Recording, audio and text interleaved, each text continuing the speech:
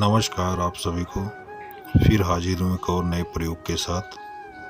आज का जो प्रयोग है, इस प्रयोग को हर एक घर में एक सदस्य को करना चाहिए, क्योंकि ये घर में सुख शांति बनाए रखने के लिए बहुत ही सटीक उपाय है। मैं तो चाहूँगा कि इस प्रयोग को जो भी करे वो आगे दूसरों को बताए, उसके घर में भी सुख शांति बनी रहेगी।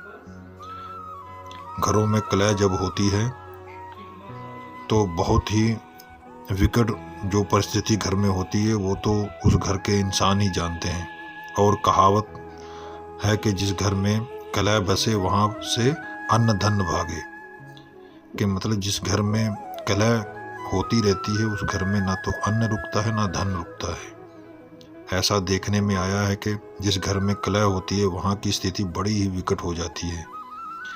घरों को ज़्यादातर बर्बाद होते ही देखा गया है। इस समस्या से सबसे अधिक जो प्रभाव पड़ता है घर में बच्चों के ऊपर पड़ता है और गृहिणी के ऊपर पड़ता है। वैसे तो सभी के ऊपर प्रभाव पड़ता है, उन्हें खुद ही समझ में नहीं आता कि घर में ये कलह हो किस लिए रहा है। तो ये अलग अलग दृष्टिकोण होते हैं, दृष्टिगोचर भी होता है और तंत्र मंत्र से भी इस चीज़ को कर दिया जाता है कि घर में सुख शांति नहीं रहती, आपस में लोग लड़ते रहते हैं, परिवार अलग हो जाते हैं।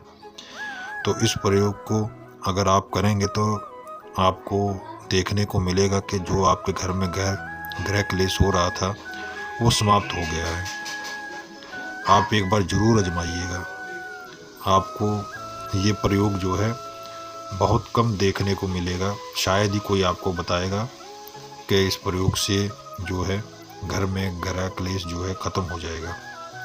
तो आपको करना क्या है, किसी भी पूर्णिमा के दिन, जिस दिन पूर्णिमा हो उस दिन आप उठें सुबह, और उससे पहले आप पूर्णिमा से पहले आप क्या करें कि एक गूलर का पेड़ ढूंढें कि गूलर का पेड़ आपके आसपास है कि नहीं है, और उसमें फल भी लगे होने चाहिए। और अभी जो समय चल रहा है तो इस वक्त जो है गूलर में फल लगे हैं, ये देखने को मिलेगा आपको। तो शहरों में तो नहीं मिलेगा, लेकिन गांव के जो लोग हैं उनको शायद ये चीज़ मिल जाए, क्योंकि गूलर गांव देहात में ज़्यादातर पाया जाता है, शहरों में नहीं मिलेगा ये। तो ये भी एक विडंबना है। फिर भी अगर आप जा सके अपने रिश्तेदारों में जहाँ पर गूलर का पेड़ है तो मुझे लगता है कि इस समस्या को आप हल कर सकते हैं वहाँ जाकर भी। तो आप प्रयोग को सुन लीजिए। जिस दिन पूर्णिमा हो उस दिन आप सुबह उठें और नहा धोकर गूलर के वृक्ष के पास जाएं, और वहाँ पर जो है ये आपको प्रयोग जो है जितने आपके घर में सदस्य हैं उतने आप गूलर के जो फल हैं वो तोड़ लीजिए, और जितने आपने फल तोड़े हैं उतने पत्ते भी तोड़ लीजिए साफ़ सुथरे, और जितने आपके घर में परिवार में सदस्य हैं उतने फल तोड़ लीजिए और उनको घर में लाकर साफ कर लें, पानी से धो लें, और आराम से एक कमरे में आपको जो है इस प्रयोग को करना है लाकर। और जब भी आप इसको कर रहे हैं किसी को बोल दें कि ये मुझे टोके ना कि मैं क्या कर रहा हूँ या कर रही हूँ। तो ये आपको देखना है। जब आप घर आ जाएं तो आपको फिर दोबारा स्नान करना है। पहले भी आप स्नान करके गए, लेकिन जब ये वहाँ से फल पत्ते लेके आएंगे उसके बाद फिर आपको दोबारा स्नान करना होगा। और एक कमरे में साफ सफाई करके उत्तर दिशा की ओर एक पटरा रखें। तो जो पटरी है वो आपको आम की रखनी है। जो लकड़ी जो पटरी है वो आम के पेड़ की होनी चाहिए और किसी दूसरे वृक्ष की नहीं होनी चाहिए। उत्तर दिशा की तरफ आपको रखना है नहा धोकर। और आपको जब ये पटरा रख लेंगे उसके बाद आपको अपने सारे वस्त्र उतार देने हैं और पटरे के सामने बैठ जाना है, और इस पटरे के ऊपर आपको एक एक पत्ता अलग अलग रखना है, और इन पत्तों के आगे आपको गूलर का जो फल है उसके आगे रखना है, उसके ऊपर नहीं रखना, उसके आगे रखना है। ठीक है। अब आप एक लोटे में जल लेकर उन पर छिड़काव करें और प्रत्येक फल को धूप प्रदान करें, सिंदूर कुमकुम चढ़ाएं और दीप प्रदर्शित करें, मतलब एक दिया जलाकर उनको दिखाएं, अगरबत्ती दिखाएं, तो आप समझ जाएं कि आपने जो प्रत्येक फल का जो है पंचोपचार से पूजन कर लिया है। ऐसा आपको करना है। अगर स्त्री कर रही है इस प्रयोग को, तो आपको अपने बाल भी खुले छोड़ने होंगे, खोलने होंगे। तो फिर जैसा इन आदमी के लिए प्रयोग है वैसे ही औरत भी कर सकती, बस उसमें उसको अपने बाल भी खोलने होंगे, बाल बंधे नहीं होने चाहिए। और आपको जो है क्रीम क्रीम क्रीम फट, इसको जो है आपको 108 बार जपना है। ये मैंने आपको जो बोला है इसको आप दोबारा रिपीट करके सुन लीजिएगा। मैंने जो कहा है एक बार फिर दोबारा बोल देता हूँ, क्रीम क्रीम क्रीम फट, ये आपको 108 बार जपना है। और मंत्र जाप करते हुए आपको फलों को ध्यान से देखना है। जितने आपने जो 5 पत्ते और फल रखे हैं उनको ध्यान से देखते रहना है और इस मंत्र का जाप करना है 108 बार। और जब आपका मंत्र पूर्ण हो जाए, जो जितनी गिनती है, तो आपको अपने मन में कल्पना करनी है कि वह सब कारण जिनसे कलह हो रही थी मेरे घर में, उन सब की जो वजह है वो इन फलों में आ गई है। तो देख सकने के पश्चात पत्तों के ऊपर दही और चावल 1-1 चम्मच डालती जाए। मतलब एक आपको दही और 1-1 चम्मच आपको चावल जो है उसके ऊपर डालना है। कच्चे चावल, आपको पके हुए चावल नहीं, कच्चे चावल आपको डालना है उन पत्तों के ऊपर। मतलब फल के आगे रखना है, पत्ते जिसे आपने पीछे रखे, फल आगे रखा है, तो फल के आगे इस दही और चावल को रखना है। आपको मैं गलत बता दिया, आपको पत्ते के ऊपर डालना है। आपको फल के आगे रखना है दही और चावल, जो चम्मच से आप डालेंगे उसको आगे रखना है। और फिर उसके ये जब आपका प्रयोग पूरा हो जाएगा तो उसके बाद आपको किसी को भी उस कमरे में मत आने दीजिएगा, कमरा बंद रखिए। फिर आप अपने कपड़े पहन लीजिए और बाकी काम जो आपका दिन का जो है, दिनचर्या का जो भी आप काम करते हैं या करती हैं उसको निपटाइए। फिर उस सारा दिन उस कमरे में जिसमें आपने ये प्रयोग किया उसमें कोई दूसरा व्यक्ति नहीं आना चाहिए। तो शाम को जब सूर्य डूब जाएगा उसके बाद आपको क्या करना है, एक काला कपड़ा लेना है और इस पटरी के पास जो है वो उस वस्त्र को, फिर आपको जो है वस्त्र उतारने हैं।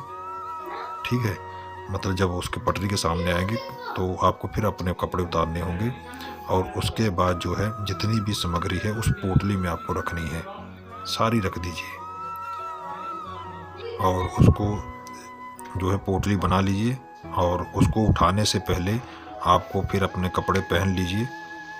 आप पोटली को उठाएं और उसको अपने मुख्य दरवाजे पर ले जाएं, जो आपका मुख्य दरवाज़ा है। और इस पोटली से आपको जो है 7 बार इस पोटली की ठोकर मारनी है अपने मुख्य जो द्वार है, दरवाज़ा है वहाँ पर।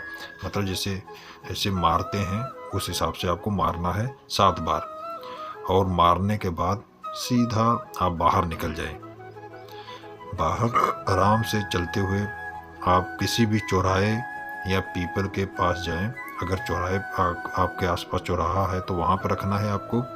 अगर पीपल का पेड़ आपको मिलता है तो उसके जड़ के पास इस पोटली को आपको रख देना है और पीछे मुड़कर नहीं देखना है, सीधा आपको बढ़ते जाना है और अपने घर वापस आ जाइए। और हो सके तो इस रात्रि को आप हम बिस्तरी मत करिएगा। अगर लेडीज़ हैं कर रही हैं तो श्रृंगार ना करें, हल्का भोजन करें। और अगर आदमी है तो मीट मछली और शराब का सेवन ना करें। तो इस प्रयोग को करने के बाद आपको देखने को चमत्कार मिलेगा कि आपके घर में जो विचित्र रूप से कलह हो रहा था या अड़चने आ रही थी, कोई भी काम आपका बन नहीं रहा था, बिगड़ रहे थे, तो इस प्रयोग को करने के बाद आपके जो है सारे कार्य होने शुरू हो जाएंगे। ये ऐसा टोटका है कि बहुत कम जानकारी होगी मुझे लगता है। हमें इस तरह के प्रयोगों को ज़रूर करके देखना चाहिए कि हमें लाभ होता कि नहीं होता। एक बार नहीं 2-3 बार करके देखिए, कहीं न कहीं पहले प्रयोग में गलती भी हो सकती है, तो दूसरी बार करिए। दूसरी बार गलती होती है तो तीसरी बार तो आपसे गलती नहीं होनी चाहिए।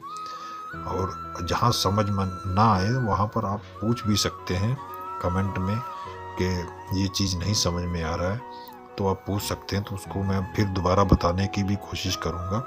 लेकिन मुझे लगता है कि इन प्रयोगों को आपको अपने घरों में ज़रूर करना चाहिए, क्योंकि आज के टाइम पे हर घर में लड़ाई का माहौल है।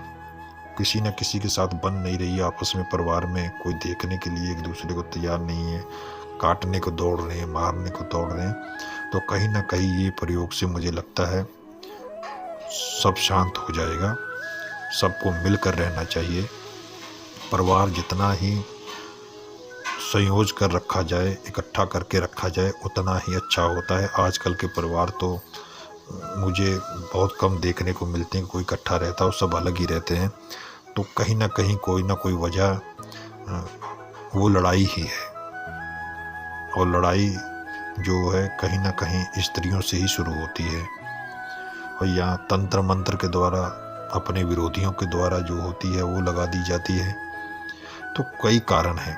तो ये अगर आप प्रयोग करेंगे तो आपको इसका रिजल्ट ज़रूर मिलेगा, और इस प्रयोग को दूसरों को भी बताइए, क्योंकि सभी तो ये वीडियो नहीं देख पाएंगे, ना पता होगा। तो शायद आपके बताने से उनका परिवार बच जाए टूटने से।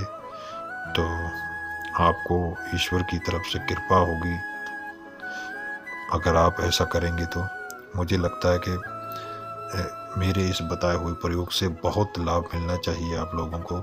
मैं कोई भी प्रयोग ऐसा व्यर्थ नहीं बताता हूँ, ना बताऊँगा। मुझे उससे कोई लाभ भी नहीं होगा आपको झूठ मूठ का कुछ बताकर। लाभ आपको होना चाहिए मेरे बताए हुए उस शब्द से या उस प्रक्रिया से, तो बात बनती है। व्यर्थ में कुछ बताने के कोई फ़ायदा नहीं, जिससे लाभ ना हो, हानि हो। तो मैं ईश्वर को क्या मुँह दिखाऊंगा, वो मेरी ही बुद्धि का नाश करेंगे। कहीं ना कोई ऐसी प्रवृत्ति आएगी कि जहाँ पर मेरी बुद्धि कार्य नहीं करेगी, अगर मैं दूसरों को जो है गलत मार्ग दिखाऊंगा। तो फिर मिलूंगा एक और नए प्रयोग के साथ। आज्ञा दीजिए। नमस्कार।